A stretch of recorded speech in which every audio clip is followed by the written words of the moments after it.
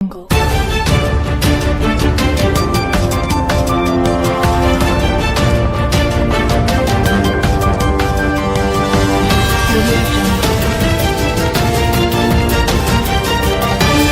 ባቸው የምንለውን የዕለት መረጃ አደራጅተን ምናቃዎች እያደረገ ቢሆን ማየት እንቀጥል። በአጠቃላይ የአብይ አህመድ አገዛዝ አሁን ያለበት እጅግ በጣም አጣብቂኝ የሆነ ሁኔታ ነው። ነገር ግን ምንም እንዳልተፈጠረ ለማስመሰል አገዛዙ አንዳንድ ዝም ብሎ የውጣ ውረድ ሙከራዎች እያደረገ ቢሆንም መሬት ላይ ያለው ሁኔታና እነሱ በፕሮፓጋንዳ የሚሉት በእጅጉ የሰማይና ምድር ያህል ተራርቆ የተለያየ በመሆኑ እኛ ጋር ተጨባጭ ለእናንተ መድረስ አለባቸው የምንለውን የዕለት መረጃ አደራጅተን የምናቀርበው ከነዚህ እውነቶች በመነሳት ነው። አብይ አህመድ እንደምታውቁት ሁሉንም አጋጣሚዎች ለጦርነት ይጠቀምባቸዋል። አሁን የኢድ በዓል ስለሆነ በዛሬው ዕለት የኢድ በዓልን አስመልክቶ ከትላንትና ጀምሮ ያገዛዙ ኃይሎች በሁለት መንገድ ለመጠቀም እየሞከሩ ነው። አንደኛ የሙስሊሙ ማህበረሰብ ልዩ ተቆርቋሪ ለመምሰል የሚያደርጉት ሙከራ አለ። እሱ እንኳን ብዙ ርቀት የሚወስዳቸው አይደለም። አሁን የአገዛዙን ባህሪ ምንነት በጣም በርካቶች ተረድተውታል። በተረዱት ልክ እየታገሉት ነው ማለት ባይቻልም የመረዳት ችግር ግን በተለያየ ጊዜ እየተቀረፈ የመጣ ይመስላል። ዳዝሚን ሁሉም እኩል የመረዳት መጠን አለው እያልኩ አይደለም። ነገር ግን በመረዳት በኩል ያሉት ክፍተቶች የተሻለ ጋፖቹ እየተሞሉ ነው። ይሁን እንጂ የተረዳው አካል በተረዳው መጠን ግን እየታገለ አይደለም። እንኳንስ ሌላው ቀርቶ በየጊዜው የጥቃት ሰለባ የሆነውና በጣም ባደገኛ ሁኔታ ችግር ውስጥ ያለው የአማራ ህዝብ በራሱ ምን ያህል አገዛዙን በተረዳው መጠን ታግሎታል ተብሎ ቢጠየቅ አንዳንዱ በጣም የሚያስደነግጥ ነው። በየዕለቱ በጅምላ መቃብር እየገባ የትግል መጠኑ ግን ያንን የሚመጥን ነው ወይ ካልን ስቲል የአገዛዙ ካድሬዎች እኮ ስቲል አሁንም ምንም እንኳን በቀበሌና በወረዳ ላይ ትንፋሽ አጥሯቸው ሩጠው የለቀቋቸው ቢሆንም እንኳን በአንዳንድ ከተማዎች ላይ መንገታገታቸው አልቀረም። በዋና ከተማ ላይ መንገታገታቸው አልቀረም። ትንፋሽ አለን ለማለት የሚያደርጉት ሙከራ አለ። አንድ በጣም አስቂ ነገር ተናግረዋል። ከጭንቀት የተነሳ እንደሆነ ይገባናል። በተለይ ሰራዊት እየፈረሰባቸው ህልውናቸውን እያጡ እንደሆነ ያውቃሉ። የአገዛዙ መዋቅር ለፕሮፓጋንዳ ሳይሆን ፕራክቲካሊ እየፈረሰ ስለሆነ አሰልጥኖ የሚያመጣው ሰራዊት እየፈረሰ ነው ያውቃሉ። አማራ ክልል ላይ በራስ አቅም ቻሉ ተብሎ የተሰጣቸውን ትዕዛዝ ተቀብለው ፕራክቲስ ለማድረግ ሙከራ አድርገው ነበረ። በሚገርም ሁኔታ ዝርክርካቸው ወጥቶ ይሸነፋሉ። ፕሮፓጋንዳቸው ግን አሁንም በጣም አስቂኝ ሆኖ እንደቀጠለ ነው። ለምሳሌ ላንሳላችሁና ወደ ኪ ፖይንቶቹ ተመልሰን እንሸጋገራለን። በጣም የሚገርመው በጎንደር ትላንት አይደለም ዛሬ የገጠመውን ሁናቴም እንነግራቸዋለን። ተጨማሪ ከተማ ተቆጣጥረዋል። ተጨማሪ ነፃ ቀጠና አውጥተዋል። ወደ መከላከያ በሚል ወደ ከፈቱት የነብርሃኑ ጁላ የፌስቡክ ገጽ ደግሞ ጎራ ስትሉና ምን እያሉ ነው ብላችሁ ስትመለከቱ ግን ትስቃላችሁ። በጋይንት የነበረውን ሁኔታና ሴራ አከሸፍ ነው ይላል። መክሸፍ ምን ማለት እንደሆነ በነብርሃኑ ጁላ መዝገበ ቃላት ግራ ይገባኛል። ምን ማለት ነው አከሸፍ ነው ማለት? የነፋስ መውጫ ከንቲባ ተማርኳል። እንደምታውቁት ከንቲባው ብቻ አይደለም፣ የክልሉ አድማ ብተና የ20ኛ ሻለቃ አዛዥ ኮማንደር ፍታለው፣ 11ኛ ክፍለ ጦር ሻለቃ አዛዥ ኮማንደር ነጋሽ፣ የደራ ወረዳና ሁለቱ እነዚህ ከፍተኛ አመራሮች ከተሰዉ መካከሎች ናቸው። በርካቶች ቁስለኞች ናቸው። የደራ ወረዳ የአቦሳሚንና የሐሙሲት ከተማ ባለስልጣናት የከተማው ባለስልጣን ከተማውን እያስተዳደሩ ያሉ ባለስልጣናት የወደዱ እጃቸውን ሰጥተው ሲተርፉ፣ ሌሎቹ ያገዛዙን ጦር እየመሩ ውጊያ እንገጥማለን ያሉ ተሰውተው መስዋዕት እንኳን ሊባል አይችልም ደመከልብ ሆነዋል። ከአብይ አህመድና የብርሃኑ ጁላ ጦር ጋር ተጠግተው ህዝብ እየፈጀ እያዩ፣ ህፃናት እየተደፈሩ እያዩ፣ የሲቪሊያንን ቤት አፍርሰው የአርሶ አደር ሰብር እያቃጠሉ እያዩ እንዲህ ያለ አረመናዊ ድርጊት የሚሰራን ወታደር ከፊት መሪ ሆኖ ሲመጣ የጥይት ሲሳይ ሆኖ ከዛ መስዋዕት ሆነ ልትለው አትችልም። ለማን ነው የተሰዋው? ይሄ ደመከልብ ነው የሆነው። ቤተሰቦቹም ደመከልብ በመሆኑ ያዝናሉ እንጂ መቼም ቤተሰብ የቤተሰብ ጉዳይ ነው ምንም ቢሆን። ደመ ከልብ በመሆኑ ያዝናሉ እንጂ ሰማዕት ነው ሊሉት አይችሉም በፍጹም።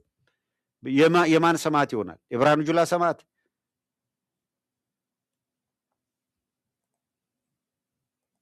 ጋይንት የንፋስ መውጫ ከንቲባው ነው የተማረከው።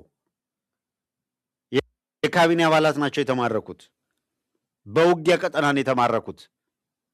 የብርሃኑ ጁላን ሰራዊት ተማምነው ከፊት ሆነው እየመሩ መተው ነው የተማረኩት።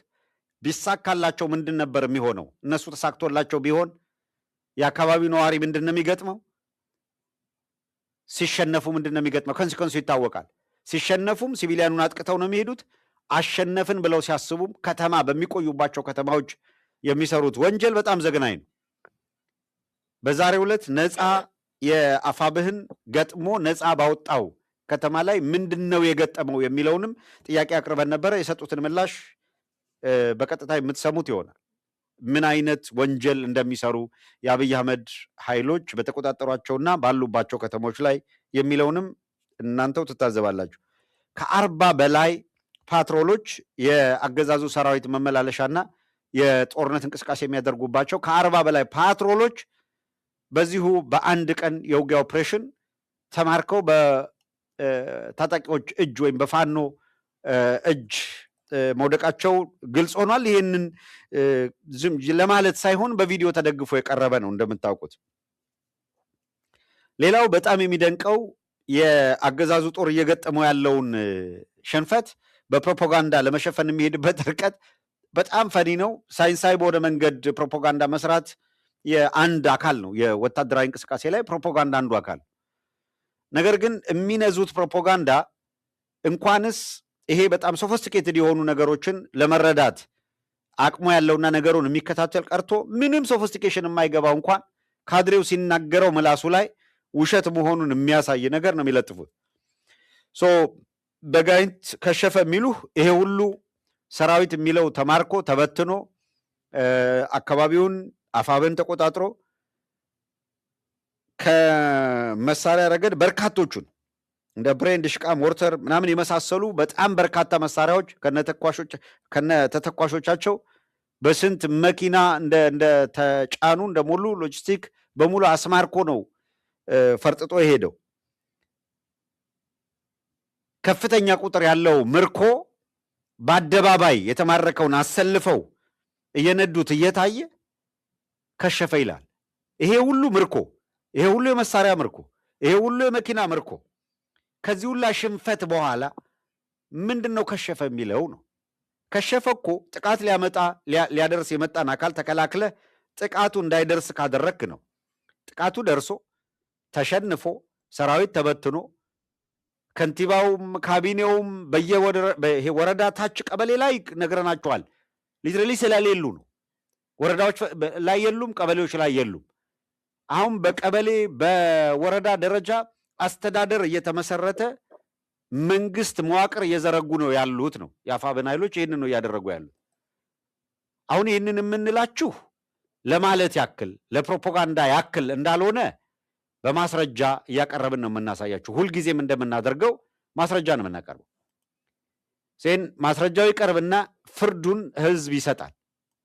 ይህን የምናደርገው አንድም ነገር ያለ ማስረጃ አናቀርብም። እንደዛ ማድረግ ከጀመርን የነ ብርሃኑ ጁላ ፕሮፓጋንዳ ሆነ ማለት ነው። ጀስት ዝም ብሎ አውት ኦፍ ብሉ የሌለ ነገር ማውራት ነው የሚሆነው።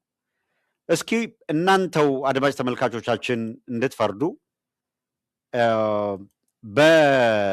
አሁን ጦርነት በተካሄደባቸው ቦታዎች በተለይ ደቡባዊ ጎንደር ላይ የአፋብን መዋቅር ቀጠናውን ከተቆጣጠረ በኋላ ለምሳሌ የጉና ክፍለ ጦር እስቴ ደንሳ ብርጌድ የአማራ ፋኖ ብሔራዊ ንቅናቄ ማለት ነው በጎንደር ጠቅላይ ግዛት እዝ የጉና ክፍለ ጦር እስቴ ደንሳ ብርጌድ ፋኖ በተቆጣጠራቸው ቦታ ለምሳሌ መካነ ኢየሱስ ከተማ የሴክተር መስሪያ ቤት ባለሙያዎችን በማሰባሰብ መድረክ አዘጋጅተው ካነጋገሩ በኋላ በመንግስት ምስረታ ሂደት ውስጥ ስለሚኖራቸው ፋይዳ ነግረው በተለይ ከዚህ ቀደም ካገዛዙ ጋር ተሰልፈው የነበሩ አካላት ለሰሩት በደል ተጸጽተው ሲቪል የሆኑና በሙያቸው አስተዋጽኦ የሚያደርጉ አካላት የመዋቅሩ ከህብረተሰቡ የሚገባውን እንደ መንግስት የሚጠበቅበትንና እነሱም የድርሻቸው ለመንግስት ስርዓቱ ያበረክቱ የነበረውን አስተዋጽኦ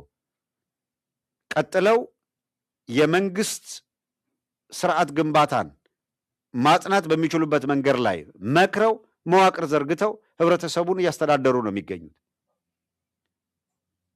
ይሄ ብቻ አይደለም። ለህብረተሰቡ ውይይት በሚያደርጉበት ወቅት የአማራ ፋኖ ብሔራዊ ንቅናቄ መሰረታዊ ዓላማዎች ምንድናቸው የሚለውን ቆጥረው፣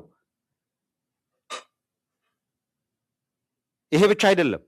በአንዳንድ ማህበራዊ ሚዲያዎች ላይ እንደምታዩት የተዛባ መረጃዎች ከዚህም ከዛም ይላጋሉ። አንዳንዱ በእውቀት ማነስ እዚያው የነሱ መዋቅር ውስጥ የድርጅታቸው መዋቅር ውስጥ ሆኖ ግን በእውቀት ማነስ የምንለው የድርጅቱ መነሻና መዳረሻው ምን ሊሆን ይችላል የሚለውን አግባብ ባለው መንገድ ተንትኖ ማስረዳት ላይ መቸገር ታያላችሁ። በሌላ በኩል በታችኛውም በመካከለኛው መርከን ያሉ አመራሮች ደግሞ አንዳንዶች ሂደቱን እንዴት በብቃት እንደሚገልጹት ስታዩ ደግሞ ትገረማላችሁ። የተነሱበትን መሰረታዊ ዓላማ ሳይስቱ መዳረሻቸው ምን እንደሚሆንም ቁልጭ አድርገው አስቀምጠው መነሻችን ይሄ ነው፣ መዳረሻችን ይሄ ነው፣ 1 2 3 4 ግልጽ አድርገው ነው የሚያስቀምጡት። ከሌላው ማህበረሰብ ጋር የሚኖር ግንኙነትና የአማራ ህዝብ ለራሱ የህልውና ትግል የተደራጀበትን መንገድ ግልጽ አድርገው ካስቀመጡ በኋላ ለዓለም አቀፍ ማህበረሰቡም ቢሆን በማያሻማ መንገድ የአፋብን እንቅስቃሴ ምን እንደሆነ ብሪፍ እያደረጉ ያሉበትን መንገድ ስታዩ ይሄ የአማራ ትግል ምን ያህል ስር እየሰደደ ምን ያህል መሬት ላይ እግር እየተከለ ምን ያህል የጠራ ግንዛቤ እየተያዘበት እንደሆነ ትረዱና ተስፋ ታደርጋላችሁ። ይሄን ለማድረግ ባልተቋረጠ ሁኔታ በአንድ በኩል መዋቅር ዝርጋታ፣ በሌላ በኩል ከግራም ከቀኝም ከወዳጅም ከጠላትም የሚመጡ ቻሌንጆችን ተቋቁሞ መሻገር የሚጠይቅ በጣም ፈታኝ ጊዜ ነው። ይሄም ባልተቋረጠ የጦርነት ሂደት ውስጥ ነው።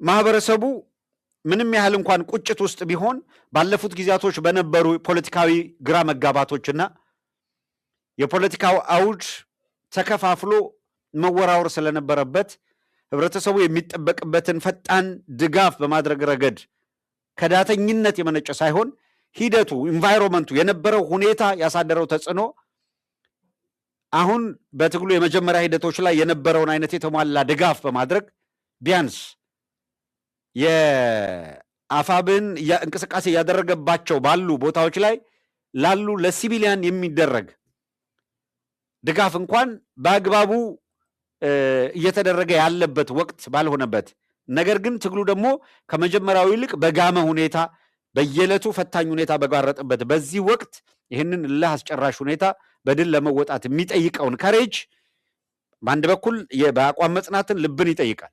ትላንት እያነሳን ነበር። እነ ቆራጡ ከድተው ከሄዱ በኋላ ጀግና ሲሏቸው የነበሩ ሰዎች ህሊና ካላቸው ለአንድ ቀን ሳይሆን ለዘላለም አንገታቸውን እንዲደፉ ቆራጡ የሚባል ወገቡ የተቆረጠ ሰው የብርሃኑ ጁላን ሰራዊት መርቶ ወደ ጎንደር በመምጣት የሚደንቀው በወደቀ ወንድሙ አስክሬን ላይ የተሳለቀ ፎቶ ተነስቶ ነው ያጋራው። ቆራጡ የተሳለቀበት ያ ጀግና ወንድሙ ግን ላልተፈለገ ዓላማ የውሸት ከመኖር ለሚፈለግ ዓላማ በጽናት መሞት ይመረጣል የሚል ቲሸርት አድርጎ ነው በትግል ሜዳው ላይ የነበረው። ቆራጡ ከባንዳ ጋር ሆኖ ጥይት ተኩሶ አንድ ወንድሙ መስዋዕት ከሆነ በኋላ አጠገቡ ሆኖ ሲሳለቅ ያ ግን ነፍሱን ስለ ህዝብ ህልውና አሳልፎ የሰጠ ምን ያህል ነፍሱ ከላይ በቆራጡ ልትሳለቅበት እንደምትችል መገመት ይቻላል። የሆነ ሆኖ አሁን በፕሮፓጋንዳ መልክ ሊሄዱባቸው የፈለጉ እንቅስቃሴዎች የበለጠ ባንዳዎች ምን ያህል ነውረኛ እንደሆኑ ከማሳየት የዘለለ አይደለምና የነቆራጡ ማነው እንቅስቃሴና ሂደት በሌላው ታጋይ ዘንድ እየፈጠረ ያለው የቁጣ ስሜት የበለጠ ትግሉን ወደ ሌላኛው እርከን የሚወስድ እንጂ ወደ ኋላ የሚመልስ እንዳልሆነ ነው የታዘብኩት።